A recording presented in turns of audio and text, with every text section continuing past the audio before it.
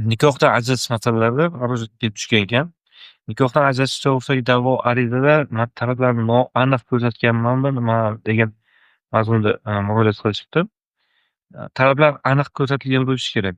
Ya'ni bu haqda plenum qarori bor. Plenum qarorining 10-böndiga asosan o'sha da'vo ariza talablari, nikohdan ajratish to'g'risidagi da'vo ariza talablari Fuqarolik protsessual kodeksining 189 190-moddalariga asosan, ya'ni shularga javob berish kerak. Bu birinchi navbatda.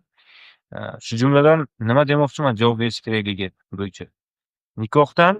Nikoh qachon va qayerda rasmiylashtirilganligi, u joylarini o'qib beramanmi?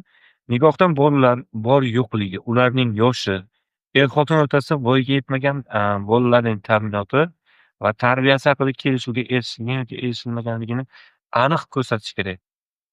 Kelishuvga nikohdan ajratish sabablari nikohdan ajratish haqidagi da'vo bilan birga ko'rsatilishi mumkin bo'lgan boshqa holatlar. Bu sabablariga masalan, fermerlik boshqa narsalar keltirish, oilaviy mojarolar keltirishimiz mumkin.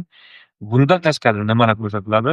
Mulk bo'linishi yoki bo'linmasligi holatlari, bola kim bilan yashashi, uni yashash joyi qayerda ekanligi, buvisi bilan yashashi kerakligi, bunaqa.